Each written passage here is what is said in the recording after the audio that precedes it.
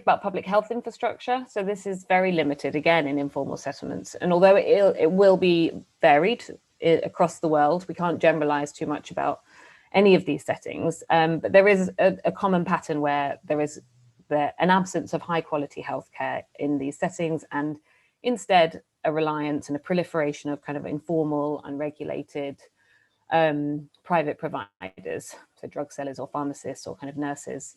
And we're seeing this kind of that also with COVID, we see that also extends to kind of diagnostic and surveillance system capacity. So these are, again, in places where governments tend not to have good reach or oversight into these spaces, making it unlikely that cases will be detected. And it also means that, you know, it's an everyday reality that people get poor quality healthcare.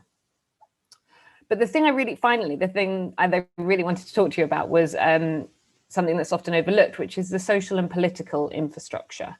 And so COVID, like most major epidemics, is demonstrating that epidemics are far more than just health crises. They are also social and economic crises. And we've known that our responses to epidemics need to be mindful of social dynamics and context for a long time, certainly since the West African Ebola outbreak, which is something I'd worked a lot on previously, but disappointingly, that's often overlooked when it comes to designing responses. And how well we can respond to such crises depends, I think, on the quality of this existing social and political infrastructure. And when it comes to informal urban settlements, there's some quite striking dynamics at play, which I'd like to just set out. So first of all, there's a question around knowledge. And under knowledge, I would include data and evidence, but also relationships. So on data, there's really limited good quality evidence about some of these places. Governments don't tend to kind of collect data or don't disaggregate it sufficiently. Research data is kind of patchy. And the result is that we don't have good profiles of the people who live in these places, their livelihoods, or their relationships to the rest of the city. And, you know, the ecologies of risk that hopefully that Jaideep and Nausheen will talk about. But on relationships, for reasons that I'll also kind of come to, there's often limited engagement with the people who understand local dynamics, by which I mean the residents themselves. So often you find that a practice of kind of meaningful collaboration and dialogue, working with and listening to communities is elusive. And so together, I think the gaps in both data and also relationships can preclude a good understanding of the conditions on the ground in such settlements. And it certainly precludes good policy making for kind of epidemic response, or, for example, social protection to mitigate the control interventions. Second, there's also a politics of neglect and exclusion. So informal settlements are home to vulnerable populations, often kind of racial, ethnic, or religious minorities, the poor more generally, migrants, and these people tend to often face marginalization and discrimination. And this can kind of manifest in, exclusionary policy and practice. So, for example, dismissing people's claims, dismissing their expertise, denying their rights, denying them access to services.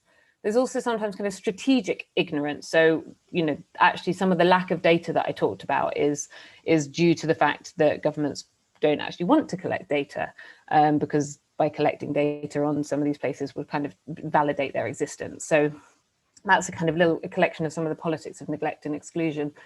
And all of this creates and sustains inequalities, and it can amplify the conditions of vulnerability, the infrastructural vulnerabilities that I talked about, but it also harms people's ability to work together to address those vulnerabilities, and it damages kind of cohesion, it damages trust. We hear a lot about trust in response to epidemics, so trust between people, trust between rich and elites and poor, also between residents of the settlements and authorities. That often there's not good kind of positive relationships there.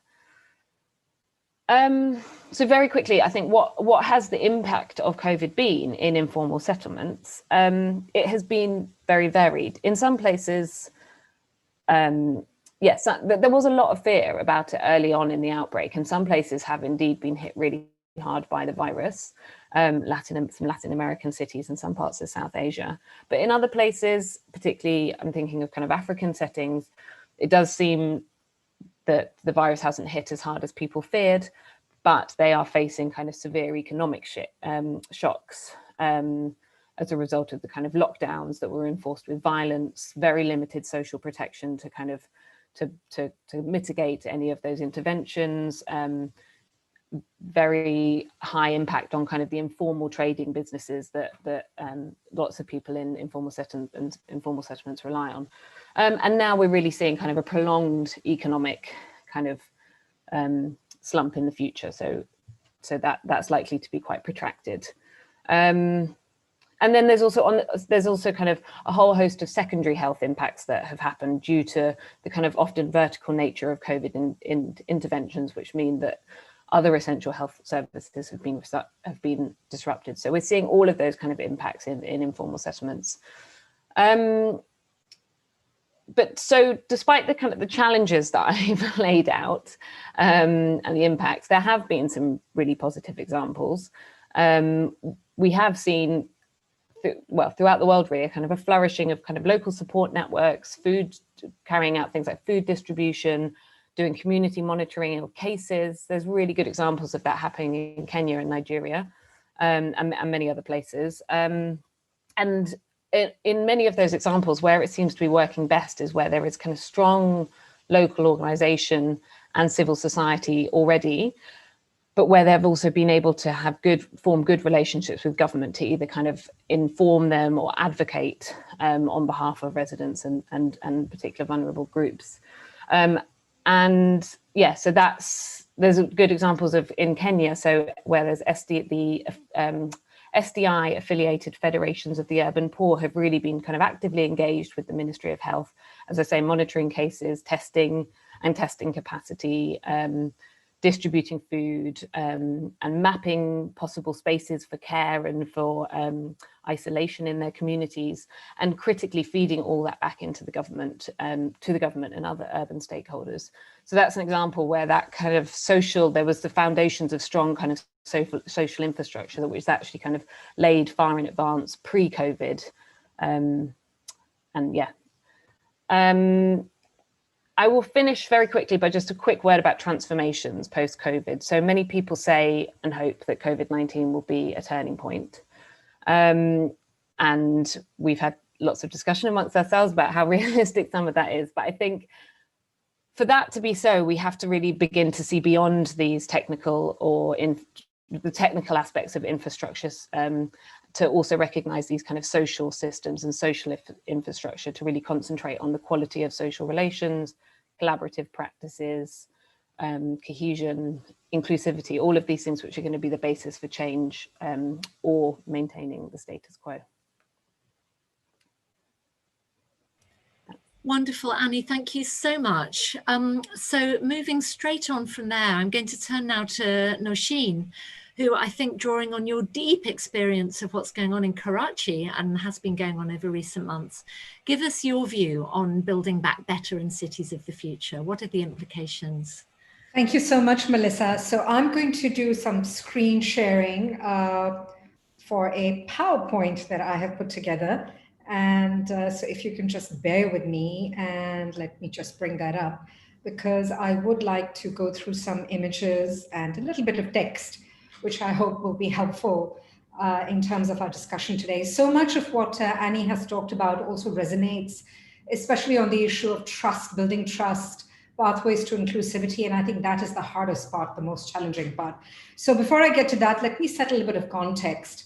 So in Karachi, the situation vis-a-vis the COVID-19 pandemic has been quite interesting to observe, in the sense that the pandemic has overlapped with other crises. 2020 has been the year of the wettest monsoon in Karachi and also the hottest summer. And Karachi, and especially the province in which Karachi is embedded, which is Sindh, is also very much in the eye of the storm, so to speak, in terms of climate change or climate crisis related risks. Although it isn't entirely clear that if the monsoon season or the very sort of volatile summers that we're looking at now are directly related to climate crisis, but something is happening. So these last 5 or 6 months have been very volatile, very challenging for urban dwellers in Karachi.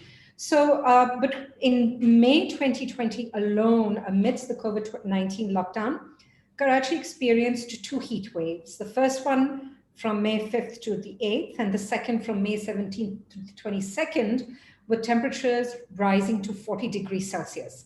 And then following that, in August 2020, we had a deluge rainfall, 345 millimeters of rainfall in 2 days, which essentially led to a complete infrastructural collapse. And as a consequence, neighborhoods, markets were submerged for weeks. There were lengthy power outages. There are certain neighborhoods in Karachi that actually didn't get back power for not only days, but even weeks. More than 100 people lost their lives. Many, many more lost their homes. And the estimated economic loss of this was around $150 million US. Low income, working class neighborhoods, informal settlements were hit the hardest. So just a little factoid, in Karachi, around 62 to 63% of Karachi's population resides in informal settlements. So according to the 2017 census, Karachi has a population of 16 million. Although, even that figure is contested, it actually is probably a great deal higher. Across more than 20 million. So we're talking about, a very significant number of people who reside in informal settlements. But alongside this, high income areas were also affected by this rainfall. So these are just some images, just to give you an idea of the kind of challenges and suffering that people had to endure in the month of August and across a wide variety of settlements in Karachi. And I'm just going to share here very quickly a video. I put it on mute. This was shared with me from a colleague who lives in Orangi Town. And this is Aligarh Colony, Orangi Town, which Orangi Town is considered one of the largest informal settlements in Karachi, although parts of Orangi Town are no longer informal in the very basic sense of the word. But this kind of shows the degree of the deluge and what people had to experience when this rainfall was happening. So this is all, amidst the COVID-19 crisis. You have the heat, and then you have this the deluge of this monsoon season. So you have kind of these multiple crises cascading into one another, and the infrastructure collapse I mentioned playing a very important role in this. So just to give you an idea of some very basic stats on data-wise breakdown of COVID-19 cases in Karachi. So the story begins in February and then starts off with one case, and slowly it begins to grow. And by October 4th, we have around 89,000 cases. Although it might be a lot more than that, this is essentially what is reported. And in terms of Karachi's different districts, the total number of cases, the manner in which they are spread, there's a good deal of unevenness. And we're not entirely sure why there is this unevenness. So there is no reason to suggest that Karachi East has higher cases because there are more informal settlements there, or that it's a high density zone, or that it's a more poverty stricken zone. We don't actually know what, the actual the facts or dynamics behind these numbers. But this is just to give you an idea of the degree of unevenness that has been reported by the Sindh government in terms of the cases reported. So how was this COVID-19 situation managed? So local police and paramilitary rangers were deployed on ground to ensure restrictive measures. But alongside this, the federal government also rolled out a massive economic relief package, worth about $900 million US. And this particular program has also been sort of criticized that it actually didn't reach out to every family. Now, this was across Pakistan. So within Karachi itself, there's been a good deal of controversy that different kinds of households were left out of these, getting access to the emergency cash program. And there are complex reasons as to why this might have happened. So one of the things that has confronted me as a very, very big challenge in this present moment of the pandemic is that, what kind of methodologies can we deploy to understand what is happening in people's lives as far as vulnerable populations are concerned? And the question over here is that what is methodology in the time of pandemic, when first-hand data collection becomes particularly difficult due to the nature of the pandemic? So one of an interesting way in which we sort of, my colleagues and I tried to get around this was for a project that I'm currently involved in, which is called Cool Infrastructures, Life with Heat in the Off-Grid City. This has been funded by the Global Challenges Research Fund. This is a 3-year project that tries to understand vulnerability through the lens of heat. And I am working with partners across in the United Kingdom, Cameroon, Indonesia, Germany, and India to understand, what are the dynamics or the relationship between heat and vulnerability. So we decided to actually conduct a remote survey of 4,000 low-income households across 4 cities, Karachi, Yaoundé, Jakarta, and Hyderabad. So I'll share with you some of the preliminary data that is now coming up that we're kind of pulling apart now and trying to figure out in terms of this Geopol survey. So from June 26th to July 27th, Geopol conducted a randomized telephonic survey in Karachi and sample of 1,100 people. And this was conducted over 2 rounds to understand people's living conditions and impacts of COVID-19 and heat mitigation strategies. And the targets were low-income households. So we ended up with 504 female and 596 male participants. One of the most hard-hitting or most important pieces of information that comes out right before us is that people reported that their incomes did decrease. And this was reported for most of the respondents. 52% of male and 45% of female respondents reported that their incomes had significantly decreased because of the pandemic. And over here, I have a quick graph to share with you in terms of the significantly decreased proportion.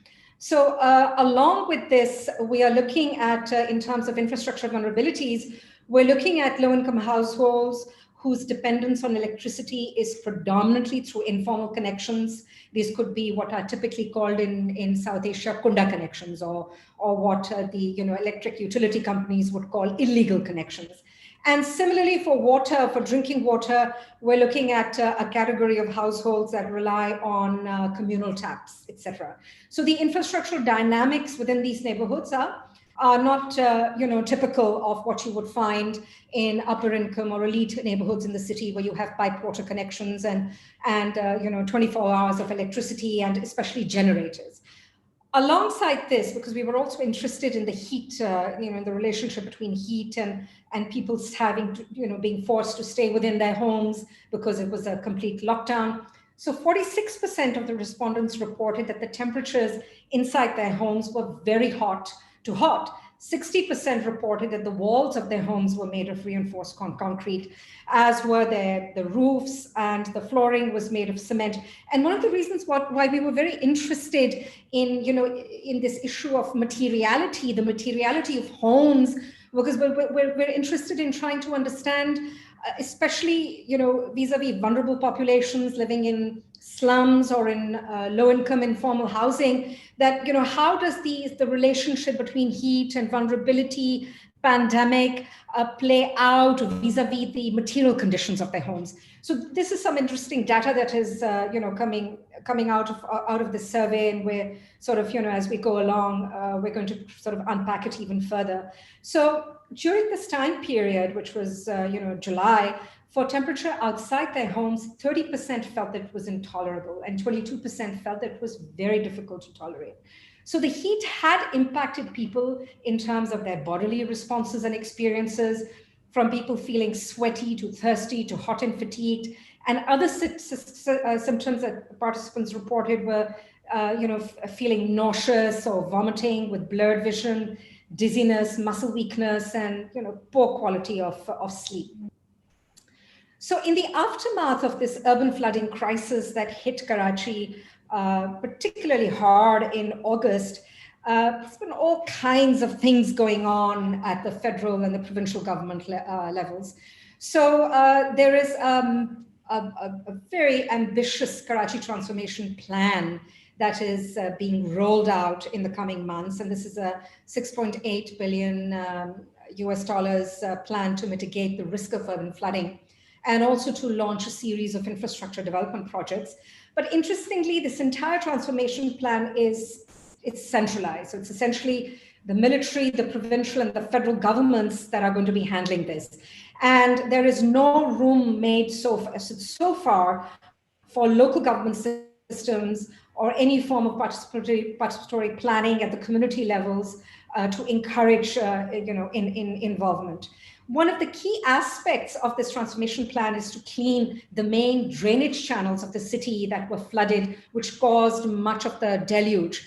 And what is interesting is that there are approximately 80 informal settlements that exist along these major draining channels.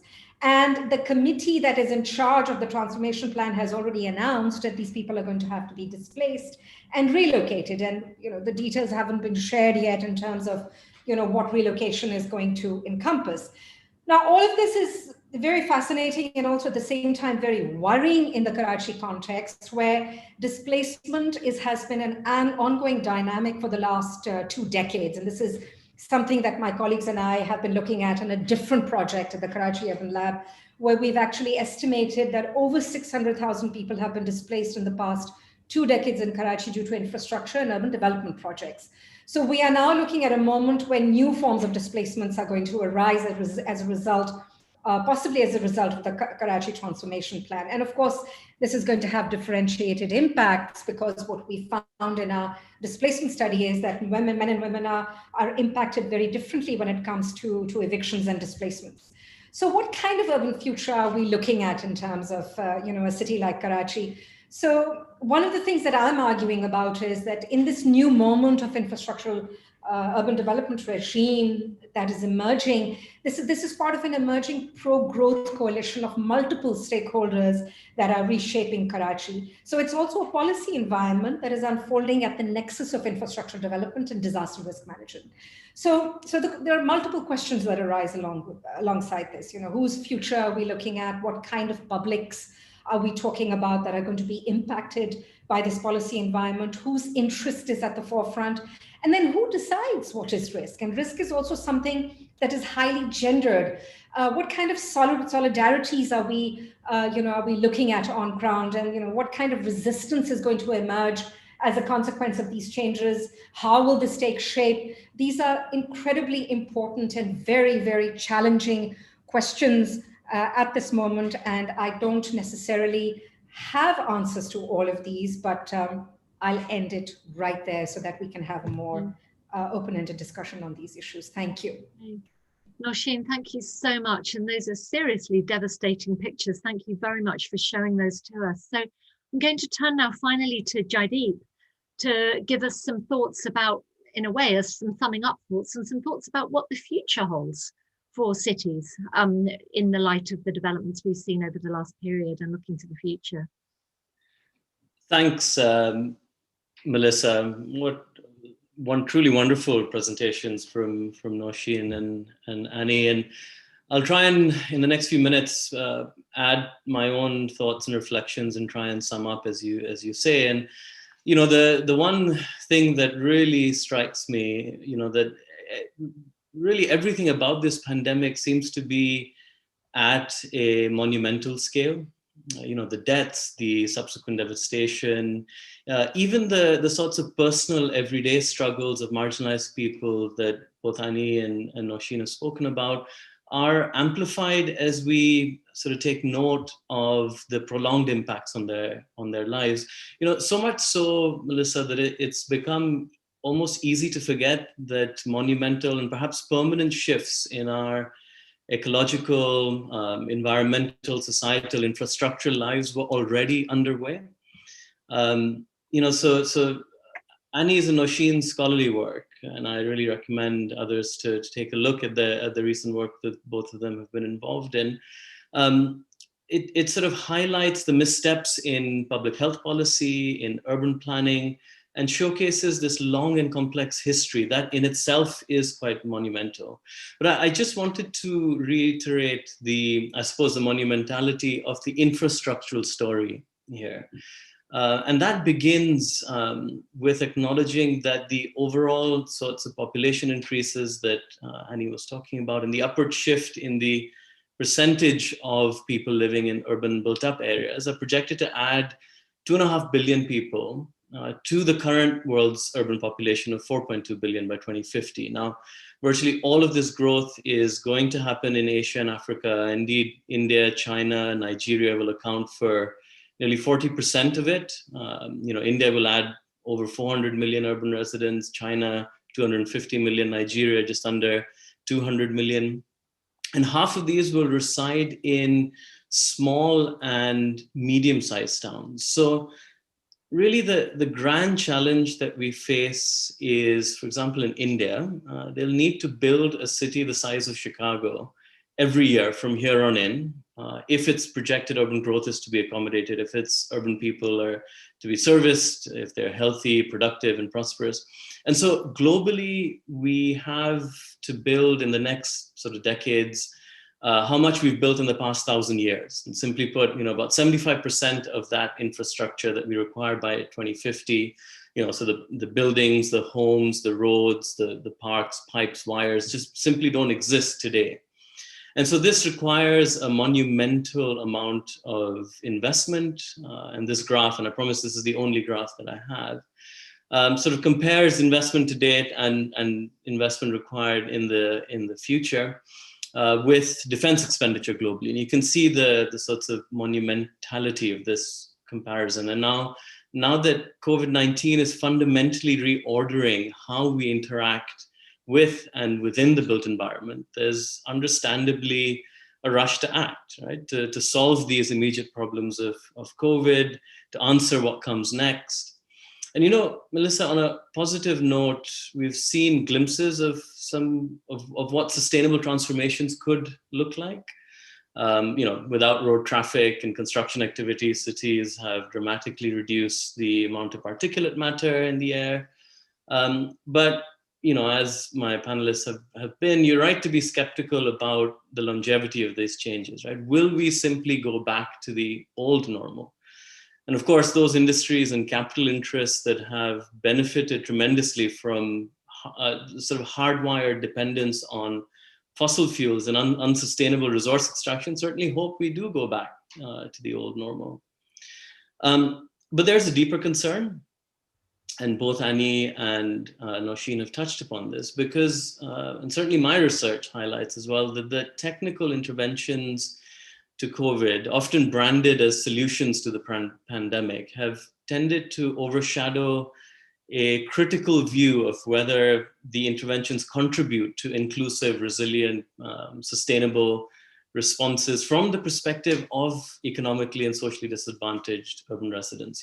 Many of the sort of tech-based interventions, particularly like apps for testing and tracing, have failed to recognize that economically weak urban residents are tied to urban infrastructures in what are exploitative and often compulsory relationships.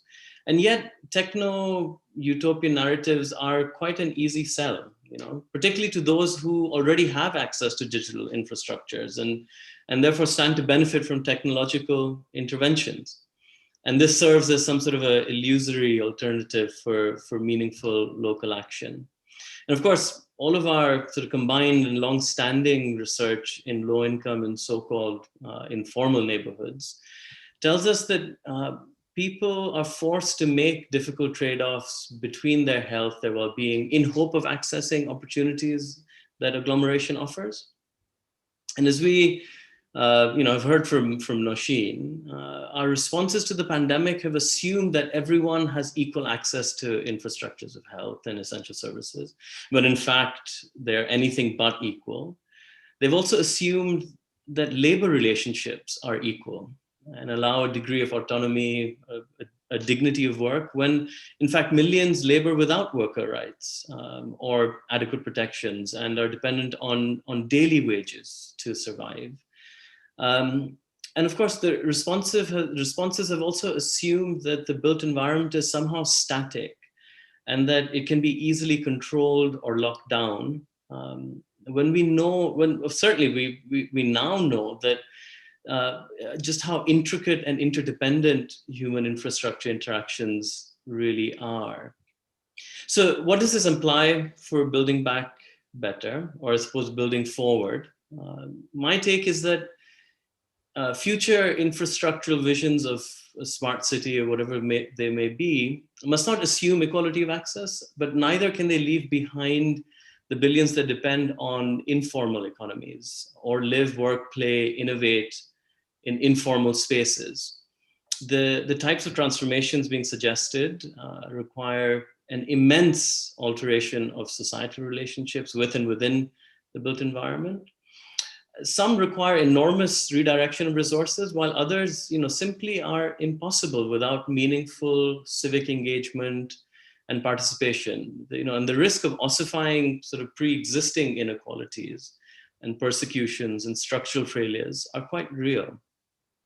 I think the social wage that Annie spoke of and sort of community support are also important. So we must look beyond the sort of engineering and material resilience alone to account for ecological and societal, social resilience.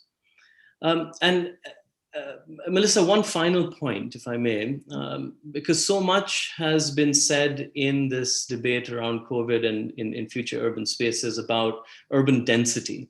And I'd just like to underscore a point here, because it would be amiss if I didn't. Pandemic responses have almost inherently looked to de-densify the built environment and heighten surveillance of it.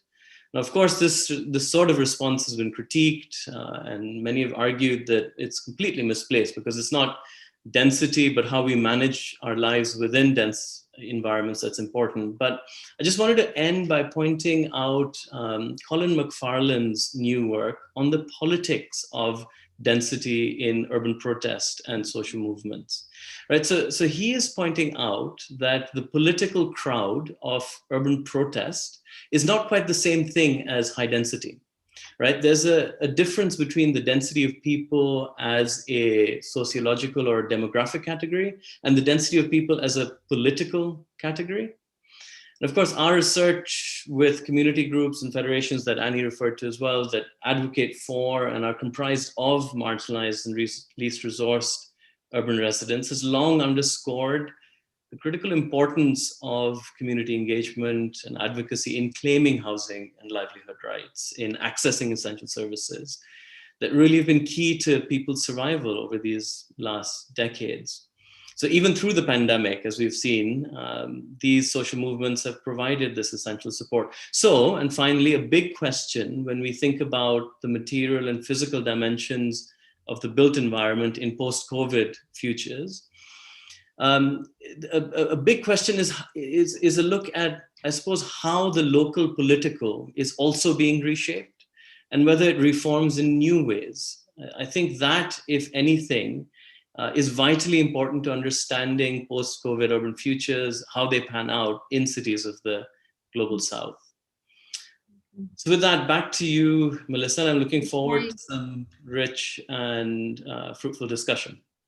Fantastic, Jaideep, thank you so much, and thank you to all three presenters. So we've got some really interesting questions that have come into the chat, and I'm going to read a selection of them and then ask you in the panel. A couple of them are directed particularly to one or the other of you. Some others are more general. So perhaps just be selective about the things you really want to respond to and be quite brief, because we don't have so much time. So the first one comes from Wasi El-Kurchi, to any of you, who says that the COVID-19 epidemic has formed a critical juncture in state-society relationships, perhaps especially in non-democratic countries. How can we trust development programs or future visions of urban development? How can we ensure that support funds, perhaps directed to countries in the context of development and the epidemic, actually get to people, actually contribute to their developments? I think it's a question about accountability, partly. Then we've got a question from Tanjila Drishti, again to all of you or any of you, saying the majority of slum residents, she says, in South Asia, but perhaps it's more broadly, work in the informal sector. And in the light of the pandemic, they're of course facing public health crisis, a loss of livelihood, and in many cases also increased shelter uncertainty, as they're unable to pay slum landlords for the shacks they live in. and that might lead in turn to reverse migration from urban to rural. So Tanjila would like it if you could share a bit more about interventions taken up by organizations on the ground to tackle these compound crises faced by the urban poor, on top of the existing challenges they're already facing. So what have we learned about, as it were, bottom-up interventions? Some more examples. Then there's a question, a very important question, I think, from Fahad Zulfikar to all panelists again, but she actually directs it particularly to Nausheen, to outline some gender dimensions on what axis women are impacted differently than men in the context of the pandemic, but also the displacement and other crises that follow from it. And then two more, if you can make some notes. The next is from Amna Sawa, who asks, when infrastructure projects are carried out by elite policy communities and then elite academic communities research them, how do you bring in the perspective of the researched and particularly of vulnerable groups in this kind of context? How do you navigate your own positionality in your research, particularly as you're researching communities who've been hit particularly hard? And I think this might be about this pandemic, but maybe also, Annie, you could reflect a little bit on your experiences around Ebola. And then final question, how can we feed virtual infrastructure into these discussions? What's the reach of the internet and digital spaces in urban informal settings? Could this be a tool for positive transformation? I think Jaideep's addressed that a little bit, perhaps from a slightly more cynical viewpoint, but are there some positives perhaps that we've overlooked in terms of perhaps building strong social relationships or helping with service delivery? And finally, this is a question to Jaideep. Says Dr. Iona recently asserted that a paradigm shift from a top-down to a bottom-up approach is needed for making cities of the global south smart. What's your view on that as a proposition? So there's a lot there, probably can't answer all of it, but I'd ask each of you to pick out a couple of questions and perhaps finish with a final remark that could be a response on the debate overall as you've heard it this evening. So maybe we'll go in the same order. Annie, do you want to kick us off there?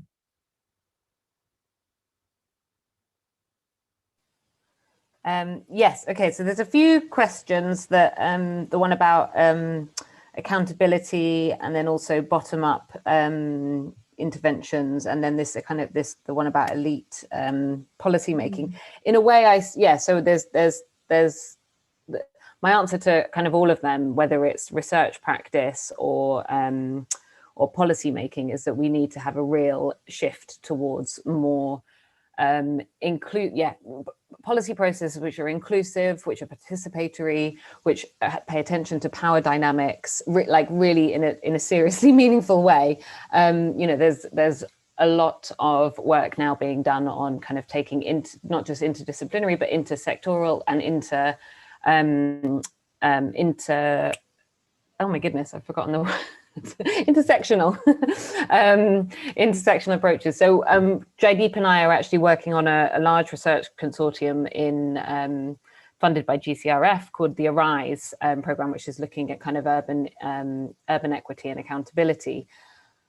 And we're trying to kind of mainstream all of those approaches.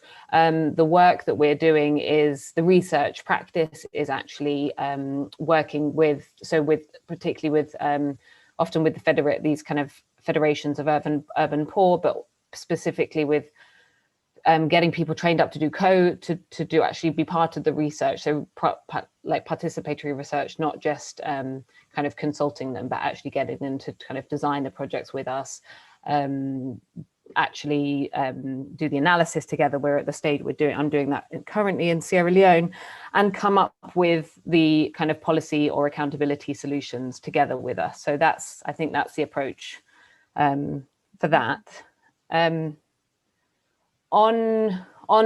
the Ebola experience, I think that, I mean, basically, if you can cast your mind back to West Africa, the Ebola outbreak there was many of these kind of problems that we were seeing, which was kind of epidemic response being driven by essentially elite policy communities that were often out of touch with the kind of priorities and perspectives of the communities that they were trying to reduce the epidemic in, and that outbreak only really kind of turned around once there was really much more meaningful kind of engagement with what people's kind of often radically kind of different perspectives were, and involving them critically in actually coming up with the response strategies that made sense for them in their lives, whether it was burial practices or local surveillance or kind of local mobility kind of controls. Anyway, right, I'll stop there. Yeah, so some learning from previous outbreaks which could well be taken into what's going on now around COVID. So Nausheen, how about you pick up on any of there were some specific questions there for you as well, so pick up on those. Thank you, Melissa. I'll take the two questions. The first one is from Fahad Zulfikar. So very quickly, impacts, what access women are impacted differently. So very briefly, so my colleagues and I have been involved for the last 24 months in a very extensive project on looking at the impact of land displacements on low income, for lower to middle income populations across Karachi. And we worked in about 15 different study sites. And we also looked at resettlement dynamics. And across the board, we found, our findings are going to be out in first quarter 2021 in a report that Karachi Urban Lab will put out on land displacements in urban Pakistan. So a lot of the details on sort of the complex gender dynamics of displacement and resettlement are in that report. But very briefly, women as caretakers of their households, their families, their ties, their social networks that are embedded in their communities, those kinds of dynamics that are ruptured, disrupted, and are precisely the kinds of things that generate the most concern, the most anxiety, and the most uncertainty for women. And of course, typically in informal settlements, women's livelihood systems, which are also many times informal, they work within their homes. Those kinds of disruptions also, so there are these social networks, deep histories that connect women with their particular neighborhoods, their communities, and their families, their female friends. All of this come together to create particularly deleterious impacts on women's psychological and social well-being. And there are also specific issues related to resources. So displacements usually end up exacerbating certain kinds of inequalities relative to resources. So in resettlement programs, women's access to resources, in fact, sometimes get depleted, or many times get depleted. And there's plenty of literature to support this kind of evidence. Bina Agarwal's absolutely brilliant work on rural land displacements, although urban land displacements, one could compare that, especially the position of women and land ownership in patriarchal societies is a particularly controversial one. So I hope that answers your question, Fahad. So when I turn to Amna, your question actually has two components. So the first component is about infrastructure projects carried out by elite policy communities. So in the Pakistan context, that's always been the case. So that's like a path dependency. So in Pakistan, planning at all scales. So planning is not just about urban planning. Planning is also about national planning. It's planning the 5-year plan and so on and so forth. It's always been an elite exercise. And unfortunately, we haven't seen, the dial shift radically in the Pakistan context yet. At least I haven't seen that happen, for instance, in the context of cities like Karachi. And in the context of the new Karachi Transformation Plan, this is also, it seems increasingly evident that once again, we have a very centralized form of planning in which the military, of course, is leading the way. So your second question is about elite academic communities researching vulnerable groups. So how does one bring a perspective? This is a very, very important question. So if I can just sort of speak from my own positionality. So as a researcher, I'm always anxiety ridden in the field. So there is never a moment when I am not questioning my positionality. So it's never smooth. It is always a complex challenge. Secondly, the co-production of knowledge. This is something that we are very deeply committed to in the Karachi Urban Lab. And so in our displacement project, the communities that we were working with, we've had very close ties with community-based organizations, with activists, and our research team often comprised people from within those communities. So I know that co-production of knowledge sounds like a very sexy word, but it is also something that is quite possible when it is done in a very conscious and a very reflexive way. So I think when you bring a degree of reflexivity towards your research in the field, and you're always questioning your privileges and your social capital, I think that those challenges can be addressed. The pathway is not necessarily linear and straightforward, but and in this present moment of the pandemic crisis, and this is the question that I raised in my presentation, what does research methodology mean in this current moment? It's a very risky situation. Do I put myself in the field, and in doing so, I risk the communities that I'm studying? That is not ethical. So the question of ethics is something that I am confronting all the time as a researcher. It never ends. I hope that answers your question. Thank you. Thank you very much, Nausheen. So Jaideep, I'm going to turn to you in a minute for some responses, but I'm actually going to add in one more question that I think is one for you that's just come in from Omotuyole and Bali, who is really asking about the threats that increasing urban populations might create for economic development and indeed for environment, and asks actually, what do we think about this change, and what might policymakers be doing to develop rural areas and to develop their infrastructure and job creation in order to perhaps protect cities from this rapid growth? And I'd really like your opinion on that, given the big changes you showed us, and indeed that all the panelists commented on, about this very rapid trend in urbanization. Is it something that one has to accept? Is it inevitable? Is it something that actually policy should be attempting to reverse or mitigate in some ways? But there are other questions too. So I'll turn back to you, and you're going to end up with the last word as well. Right.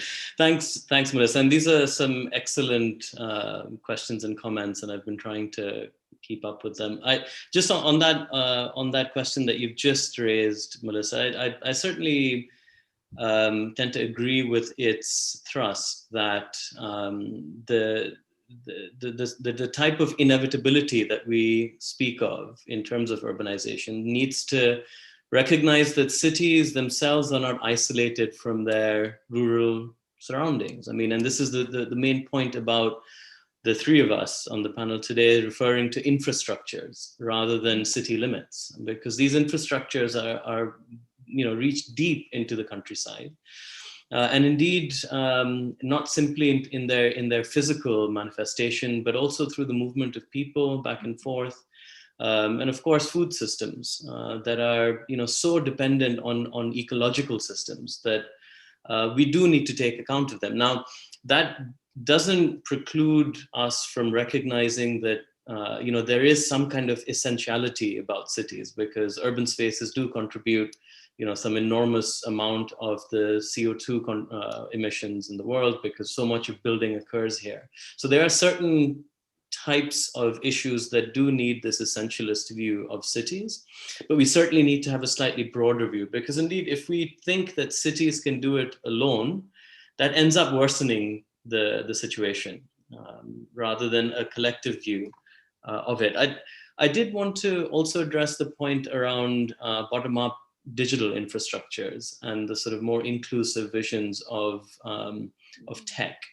And I agree, Iona's work has been really influential in this regard. And I recommend that people pick up her books and papers on this issue, because we are learning a lot about what bottom-up technology looks like at the moment. And this goes well beyond the sorts of frugal innovation, the jugaad economy that we've been looking at for quite some time now, because we're understanding the temporality of digital infrastructural change, because people connect to digital infrastructures differently and at different paces.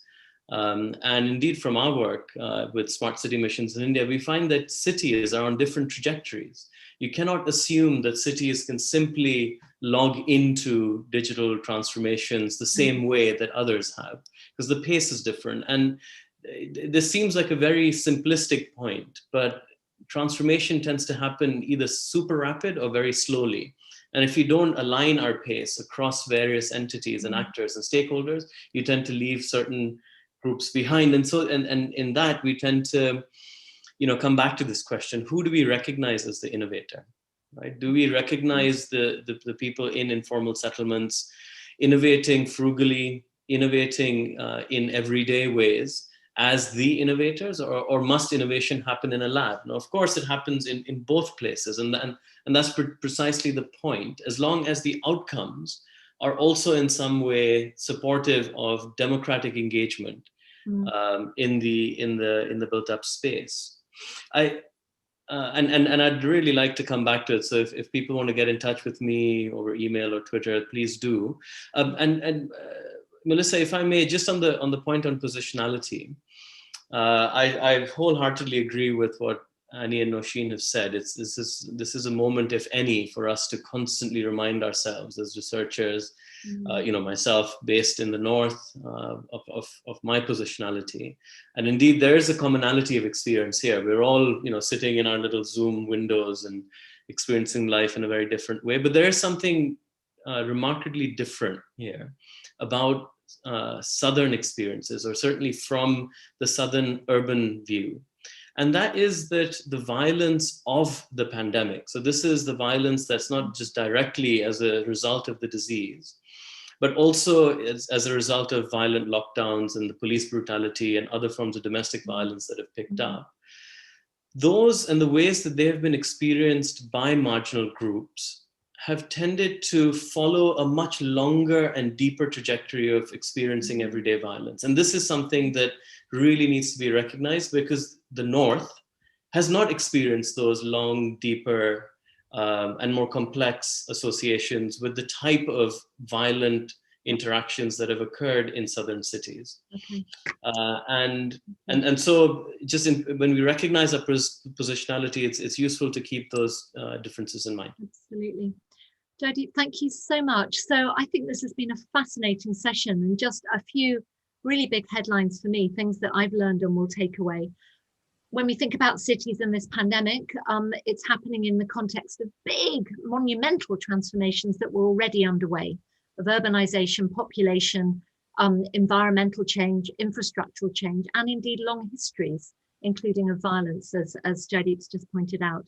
So that means that we haven't just seen an epidemic crisis, we've seen the coming together of interlocked crises, which people have experienced in very different ways. We've been talking a lot about infrastructure, I think recognizing that that's not just physical, though the physical is important, it's also social infrastructure and virtual infrastructure. And we've been talking about both problems and solutions as being very far from just technical. The technical needs to go along with the social and to be understood in that way, and to be understood along with the political. And equity really counts, whether we're talking about gender or poverty, or axes of difference, perhaps with respect to access to services or violence. And finally, I think a big take home is the need for a paradigm shift, perhaps a paradigm shift that was already needed, but has been really marked and accentuated by the pandemic, from simply top-down elite planning to a much more bottom-up inclusive set of processes in which low-income settlement dwellers and city dwellers more generally, and those they're connected with in rural areas, are leading the way in an inclusive sense and are able to hold elites to account. So much more that one could say. I very much hope we can continue the conversation. Please stay in tune with the work that colleagues at IDS are doing in the cities cluster, as well as with our partners in these various programs. And join with me in thanking our contributors enormously for a very interesting evening. Please also look out for the next in the Sussex Development Lecture Series, which will be happening on the 12th of November on COVID-19 and development, the politics of uncertainty. So taking forward some issues that I think have emerged today as well, where we'll hear from Andy Sterling at SPRU in conversation with Sobia Ahmad Kaka. So thank you all and have a very good rest of the day or the evening, wherever you happen to be. Thanks very much. Thank you everyone.